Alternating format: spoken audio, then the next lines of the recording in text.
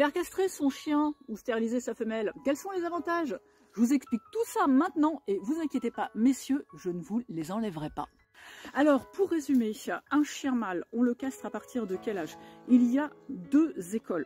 Avant développement hormonal ou après développement hormonal. Ce conseil-là est également valable pour les femelles. Ça, c'est Mountain, mâle Shikokuken, non castré.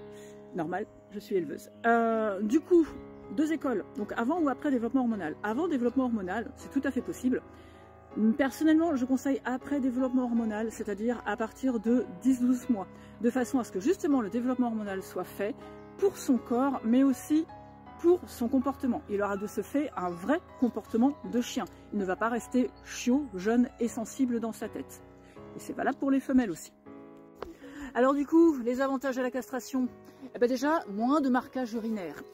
Et puis aussi, pas de fugue, parce qu'un chien qui n'est pas castré, souvent il fugue pour aller voir les femelles qui sont en chaleur dans le quartier. Sachant qu'un chien peut sentir des femelles en chaleur jusqu'à 2 km à la ronde, et que les femelles en chaleur, qu'est-ce qu'elles font? Elles marquent. Ça c'est Mens aussi, ça c'est mon mâle Kaiken. Il y a également une baisse de risque d'avoir des problèmes de prostate. La castration permet également une prévention de tout ce qui est tumeur des glandes anales, surtout en vieillissant. Donc la castration, ça a pas mal d'avantages.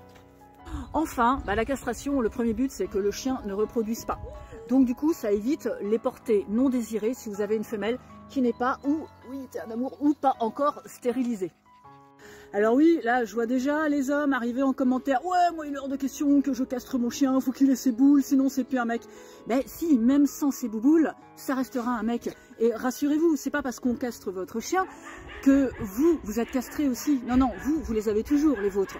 Si on castre un chien, ça peut être pour des problèmes comportementaux, comme ça peut être aussi pour sa santé. Et oui, messieurs, quand vous allez vieillir, les problèmes de prostate, vos bouboules, on vous les enlève et on vous en met des fausses. Et vous restez des hommes tout pareils. Donc, il n'y a aucun inconvénient à castrer un mâle, rassurez-vous. Cela n'enlève rien à votre virilité. À Mountain. Et pour la stérilisation des femelles, donc comme je le disais en début de vidéo, là, il faut quand même attendre dans l'idéal le développement hormonal, donc qu'au moins un cycle de chaleur soit passé. Attention, si le cycle de chaleur est à 6 mois, mieux vaut attendre quand même la fin de croissance, donc peut-être 2 cycles de chaleur. La stérilisation, il faut qu'elle soit faite quand la chienne est en période neutre hormonalement. C'est-à-dire qu'on attend un cycle de chaleur et on attend ensuite 2 mois et demi après le cycle de chaleur, de façon à ce que les hormones de la chienne soient redevenues neutres. Alors au niveau chirurgie, il existe 2 types de chirurgie de stérilisation, ovario-hystérectomie et ovariectomie. Ovariectomie, on n'enlève que les ovaires, ovario-hystérectomie, on enlève les ovaires et l'utérus. Ça reste une chirurgie quand même assez lourde, assez invasive, mais qui est utile et parfois nécessaire pour le cas de santé de certaines chiennes.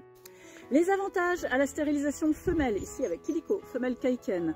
Déjà, pas de chaleur, donc pas de perte de sang partout dans la maison. En plus, c'est minimum 2 fois par an. Ça dure souvent 1 mois.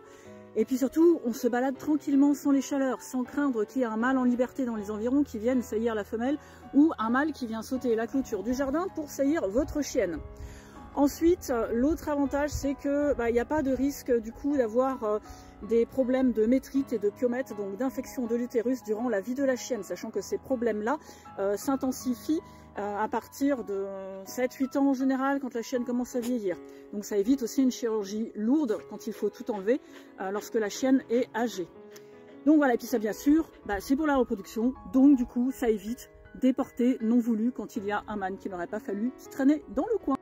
Enfin, pour tout ce qui est de faire une portée, il faut savoir qu'à ce jour, depuis 2016, les particuliers n'ont plus le droit de vendre de chiots, ils doivent les donner. Élever des chiens, ça reste un métier avec ses filières, ses diplômes et son cursus. Donc si jamais vous avez des questions sur la reproduction, que vous avez acheté un chien, surtout n'hésitez pas à demander à votre éleveur qui est aussi là pour vous aiguiller et pour vous renseigner. N'est-ce pas, Tic Tic? Salut les amis!